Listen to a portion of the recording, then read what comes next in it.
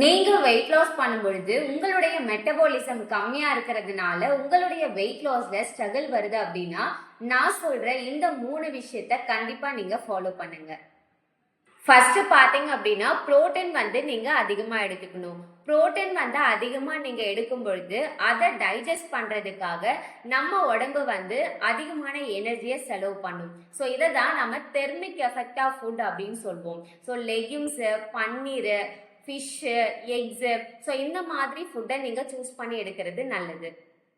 ரெண்டாவது பார்த்தீங்க அப்படின்னா ஸ்ட்ரென்த் ட்ரைனிங். நம்ம உடம்புல மசில்ஸ் வந்து அதிகமாக இருந்தால் அது நம்மளுடைய மெட்டபாலிசம் ஸ்பீடை வந்து இன்க்ரீஸ் பண்ணும்.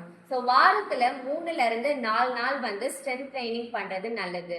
முடிஞ்சால் வந்து நீங்கள் வீட்டில இருந்தே பண்ணலாம். வீட்டில இருந்தே வந்துட்டு ஸ்குவாட்ஸு, புஷ்அப்பு, பிளாங்கு, ஸோ இந்த மாதிரியான எக்ஸசைஸ் பண்ணுறது நல்லது.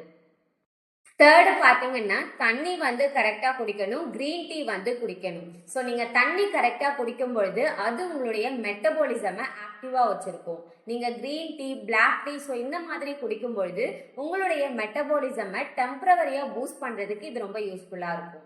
இந்த மாதிரியான வெயிட் லாஸ் டிப்ஸ் உங்களுக்கு வேணும் அப்படின்னாலும் இந்த ஹெர்போலைஃப் நியூட்ரிஷன் ப்ராடக்ட்ஸ் எடுத்து நீங்க வெயிட் லாஸ் கெயின் பண்றதுக்கு எங்களுடைய கைடன்ஸ் வேணும் அப்படின்னாலும் டிஸ்பிளேல தெரியுற இந்த நம்பருக்கு கால் பண்ணுங்க.